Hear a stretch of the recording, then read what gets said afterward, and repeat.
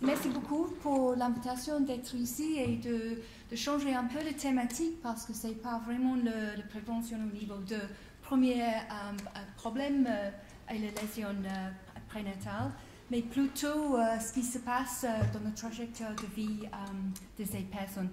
Ok, donc en fait, notre intérêt est plutôt pas le nouveau-né et comment on peut prévenir les difficultés, mais plutôt comment tu arrives avec l'évolution de cet état physique des personnes qui sont atteintes avec une paralysie cérébrale. On connaît très bien que la lésion arrive dans un cerveau lors du développement et par définition, c'est une lésion qui est non progressive.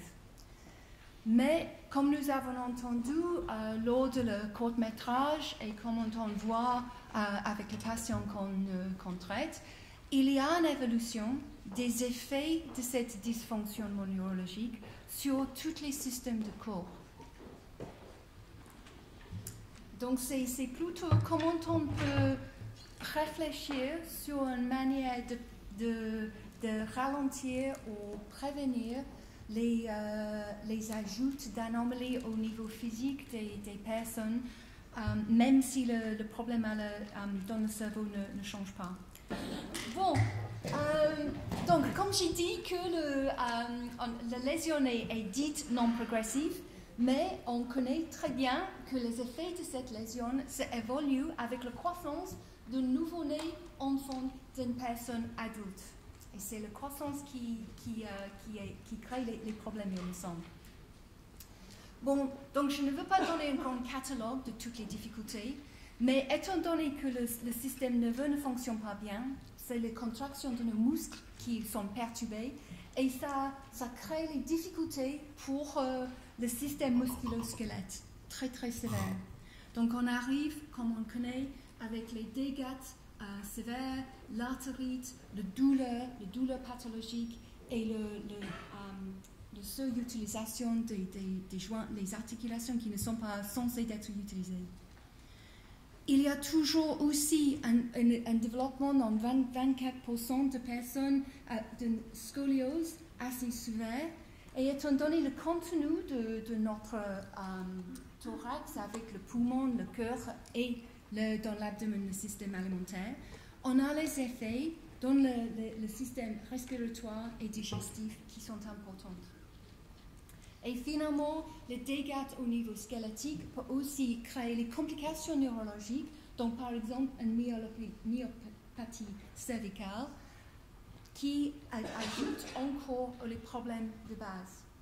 Mais ce qui nous intéresse plutôt est que quand on regarde une tâche qui doit être simple pour la plupart des personnes, même comme le marché, ça utilise beaucoup d'énergie. C'est difficile pour les personnes atteintes de paralysie cérébrale.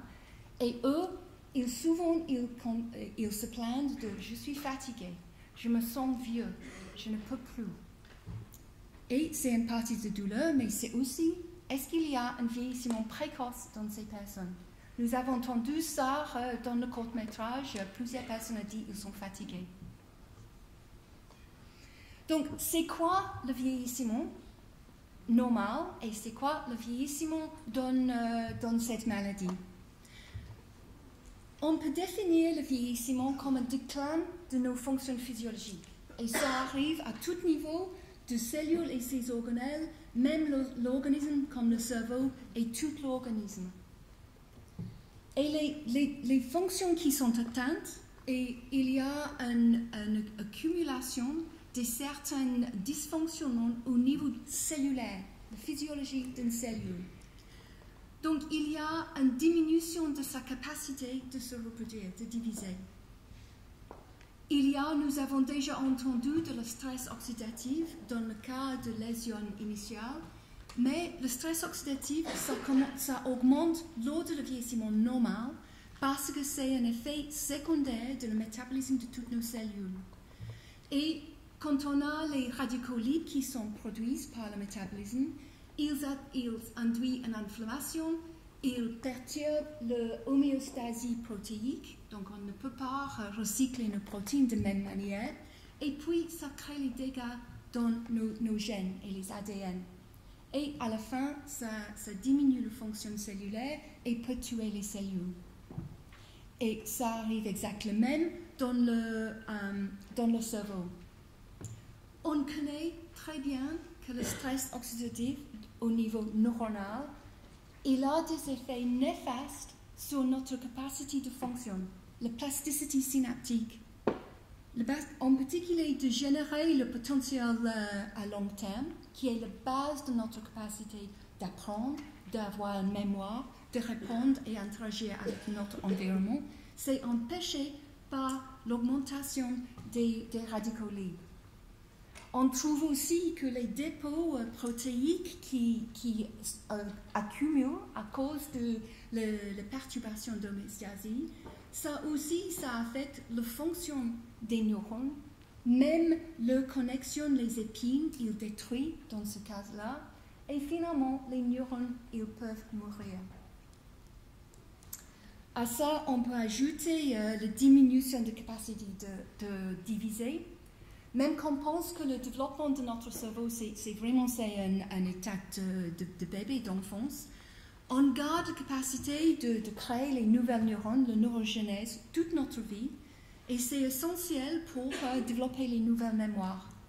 Et on trouve qu'il y a une diminution de neurogenèse avec le vieillissement. Donc, il y a tous ces aspects dans un cerveau, un neurone normal qui vieillissent.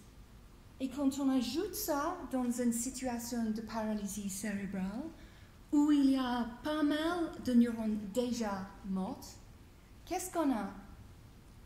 Étant donné qu'assez souvent, la lésion initiale est dans la matière blanche, près de les ventricules latérales, c'est-à-dire la zone subventriculaire, qui est une zone de neurogenèse normale, on risque d'avoir une diminution de neurogenèse assez importante.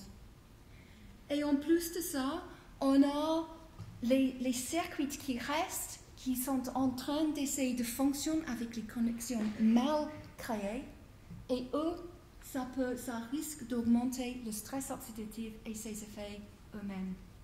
Donc pour nous, c'est absolument possible d'avoir un aspect de vieillissement neuronal précoce à la suite de cette lésion non progressive qui est arrivée lors du développement. Est-ce qu'on peut éviter ce processus de vieillissement?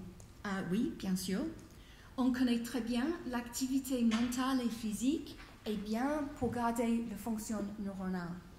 Nous avons entendu déjà ce matin l'utilisation d'environnements enrichis. Ça, c'est pour un animal, mais pour avoir la même chose pour les enfants et pour les adultes, que ça protège et ça aide la plasticité de notre système nerveux et puis le fonctionnement.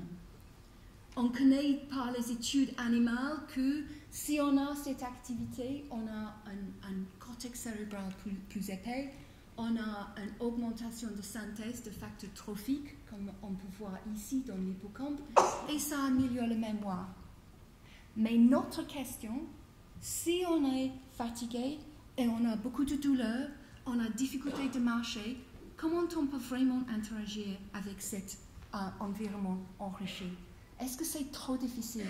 Est-ce qu'on peut le faire pour vraiment stimuler suffisamment le cerveau en train de vieillir précocement? Nous pensons peut-être non. Donc, ce que nous étudions est une stimulation neurale de cerveau de manière non invasive. Il y a deux mécanismes de stimuler le cerveau déjà dans la clinique. Il y a une stimulation par un courant direct ou une stimulation par les champs magnétiques. Et tous les deux sont déjà dans la clinique. Ils modulent l'excitabilité de notre cortex et on constate qu'il a les effets au-delà de la session de stimulation. Donc, c'est-à-dire qu'il a un effet sûrement sur la fonction neuronale dans notre tête. Nous sommes intéressés par la stimulation magnétique et si on passe une courant dans une bobine, ça induit un champ magnétique qui passe le crâne très facilement et peut induire l'activité et les courants électriques dans le cerveau, dans le cortex. Il peut être livré dans deux systèmes différents. Il peut être livré avec une intensité assez forte qui est censé dépolariser les neurones et induire un potentiel d'action. Donc forcément, c'est donné avec une fréquence de stimulation basse pour éviter les crises épileptiques. Mais il y a aussi une stimulation donnée à une intensité assez faible qui peut être donnée de fréquences plus hautes, comme 75 Hz, ou les rythmes complexes qui sont pensés d'être plus biomimétiques.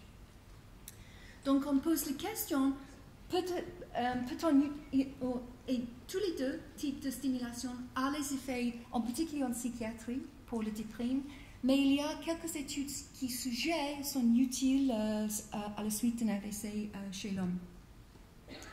Nous pensons, est-ce qu'on peut utiliser cette stimulation pour essayer de ralentir le vieillissement d'un système nerveux lésé et peut-être aider à recréer les nouvelles connexions. Donc nous avons 3 aspects que nous cherchons et je donne très peu des infos sur les 3. Peut-on changer les neurones vieillissantes? Peut-on induire une réparation d'un circuit neuronal lésé? Et qu'est-ce qu'on peut faire pour les connexions anormales? Ça, c'est important parce qu'à la suite d'une lésion, en particulier en cours de développement, les circuits changent. Nous avons déjà vu ça par la présentation. Et on risque d'avoir les connexions nouvelles qui sont mal adaptées. Ça peut être la source de douleurs pathologiques, encore de spasticité. Donc, d'être capable d'éviter les mauvaises connexions, c'est aussi important. Pour ce faire, plutôt d'utiliser une sonde adaptée chez l'homme, qui n'est pas très bien quand on applique à quelque chose de taille d'une souris, nous avons développé notre propre sonde qui est adaptée à une souris, qui permet la stimulation des régions différentes dans un cerveau, dans un animal vigile. Et avec ça, nous essayons de répondre aux nos 3 questions. Premièrement, nous utilisons une voie modèle. Et ça, c'est la voie olivocérébraleuse qui passe à le tronc cérébral, l'olive inférieur, jusqu'à les cellules de Purkinje dans le cervelet. Nous utilisons ça comme un modèle parce qu'on connaît très bien ces aspects de développement, que c'est atteint lors du vieillissement et que c'est capable d'induire un aspect de réformation post-lésionnelle. Cette réformation post-lésionnelle, pour donner un peu plus des infos, normalement la voie est bilatérale. Si on crée une lésion dans la matière blanche pour détruire le voie d'un côté, on peut, si on injecte un facteur trophique, induire une réinnovation. C'est bien ciblé, ça sous-tend une réparation fonctionnelle. Donc, on utilise ce modèle pour étudier les effets de notre stimulation magnétique. D'abord, qu'est-ce qui se passe au niveau de ces cellules de Purkinje? Après 4 semaines de stimulation, que 10 minutes par jour, donc c'est pas beaucoup, on arrive de trouver dans cette grande arbre dendritique que la stimulation augmente la taille de cet arbre et en fait, ça augmente le nombre de branches qui sont créées. Quand on regarde les épines qui sont sur tous ces dendrites, on trouve que la densité de ces épines est augmentée. C'est-à-dire que notre stimulation est capable d'augmenter l'interaction de cette cellule avec son environnement et les circuits neuronaux autour. Avec ce résultat, nous avons posé la question, est-ce qu'on peut induire notre réinnovation par la stimulation non invasive, plutôt d'une injection très invasive qui n'est pas très utile pour la clinique? Donc, nous avons traité nos souris que pour 2 semaines, 10 minutes par jour.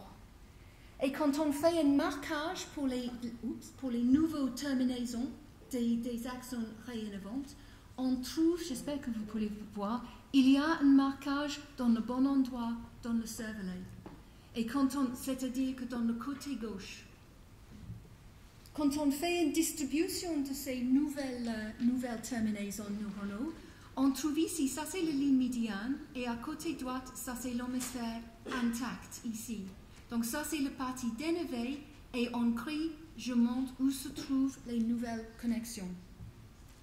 Et pour nous, ce qui nous intéresse, c'est pas complète, il y a le travail à faire, mais les régions qui sont le plus stimulées, parce qu'ils sont le plus proches de notre sonde, sont ceux qui contiennent la plupart de réinnervation. Donc, il semble qu'on peut jouer avec les paramètres de stimulation pour l'optimiser. Ça peut créer un nouvel circuit. Notre dernier essai est de voir est-ce qu'on peut supprimer les connexions qui sont mal formées. Et dans ce cas-là, nous utilisons un système un peu différent, c'est le système visuel, parce que la voie entre le rétine dans l'œil et le mésencéphale dans le cerveau est très bien connue et très bien décrite. En plus de ça, nous avons une souris anormale qui manque les molécules éphrine. Et ces molécules-là sont impliquées dans le guidage de croissance des axones dans cette voie. Et dans ces souris, on trouve qu'il y a bien sûr les bonnes connexions, rouge et caudal, et le bleu est censé être ici rostral, mais il y a les mal ciblés, il y a les ectopiques dans les mauvais endroits, et ça impacte sur le souris et sa fonction. Nous avons traité ces souris pour 2 semaines avec notre stimulation 10 minutes par jour. Et nous avons trouvé à la fin que nous avons diminué de manière significative le pourcentage des erreurs. Et cette diminution est liée avec une amélioration de fonctionnel. Donc ici, les souris utilisent cette voie pour scanner, pour suivre les objets dans leur environnement. Et normalement, on peut suivre un objet assez facilement, c'est 10 fois par minute. Les souris atteintes ne peuvent pas, et avec le traitement, on améliore la fonction. Ce n'est pas parfait, mais c'est un début. Donc ça, c'est quoi finalement? Nous avons montré quoi? Selon nous, nous pensons que vraiment les personnes qui ont une paralysie cérébrale, qui arrivent à un âge adulte, il a un risque d'avoir un vieillissement prématuré, précoce, à cause de toutes les anomalies qui évoluent avec la croissance. Nous avons montré que si on utilise une activité, c'est pas l'environnement enrichi, c'est quelque chose un peu plus ciblé, qui est la stimulation magnétique, on a des effets physiques sur la structure des cellules, les circuits, et même que je ne l'ai pas dit ce matin, nous avons montré quelques molécules qui sous-tendent ces effets. Donc peut-être ça c'est quelque chose qu'on peut ajouter à l'armamentarium d'essayer d'aider le problème de paralysie cérébrale. Clairement, je n'ai pas fait tout ce travail. Je veux remercier toute mon équipe à Jussieu et à l'hôpital Charles Foix et mes collègues en Australie. Et vous pour votre attention. Merci beaucoup.